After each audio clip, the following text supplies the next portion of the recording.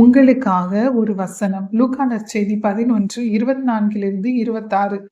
ஒருவரை விட்டு வெளியேறுகின்ற தீய ஆவி வறண்ட இடங்களில் அலைந்து திரிந்து இளைப்பாற இடம் தேடும். இடம் கண்டுபிடிக்க முடியாமல், நான் விட்டு வந்த எனது வீட்டுக்கு திரும்பி போவேன் என சொல்லும்.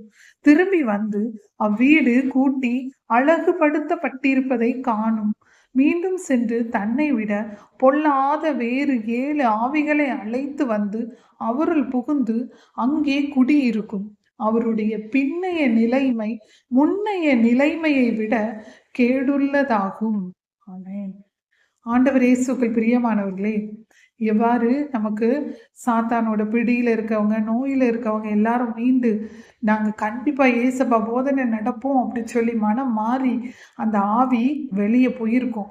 ஆனா அவங்க போன பிறகு அந்த நல்ல வந்துடும், அவங்களுக்கு நல்ல ஒரு ஆசீர்வாதம் கிடைச்ச பிறகு அவங்க திரும்பியும் பழைய வாழ்க்கைக்குள்ள அந்த பொய், நியாயம் இல்லாம அநீதி, இப்போ சண்டை சச்சரவு, பொறாமை, சாத்தானோட பயங்கர சோதனையில திரும்பியும் அவங்க விழுந்துட்டாங்கன்னா, அந்த அலைந்து திரிந்துட்டு இருக்க ஆவி திரும்ப மேலும் பொல்லாத ஆவிகளை 7 ஆவிகளை திரும்ப கூட்டிட்டு வந்து இந்த வீடு திரும்பியும் அதே மாதிரி சாத்தானோட சூழ்ச்சியில மாறிட்டு அப்படி தெரிஞ்ச உடனே திரும்பியும் அங்க வந்து அவருக்குள்ள குடி போன்றோம்.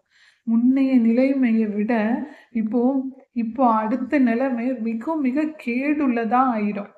எனவே நீங்க மனம் மாறின பிறகு, ஏசப்பாக்கோல வந்த பிறகு திரும்ப பின்பக்கம் திரும்பி பார்க்கவே கூடாது. நம்ம பின்னாடி எப்படி இருந்தோமோ அந்த பழைய வாழ்க்கையை விட்டுட்டு அடியோட ஒழித்துட்டு ஏசு ஆண்டவருக்குள்ள புது பிறப்பா அடைஞ்சிருக்கணும். திரும்ப புது வாழ்க்கை வாழணும். பழைய வாழ்க்கை தேடி போனா அந்த பொல்லாத ஆவிகள் வந்து நமக்கு குடி புகுந்து நம்முடைய நிலைமையை இன்னும் இன்னும் கேடுள்ளதா ஆக்கிடும். மக்களே, இயேசப்பாக்குள்ள இணைந்து இருங்க. அவரோட வார்த்தையின்படி நடங்க. அவரோட சொல் கேட்டு மேலும் மேலும் தூய ஆவியானவருக்குள்ளே வழி நடத்தப்பட்டவர்களாய் வாழ உங்களை அன்புடன் அழைக்கிறேன். இயேசுவின் நாமத்தில் ஜெபிக்கிறேன். ஆமென்.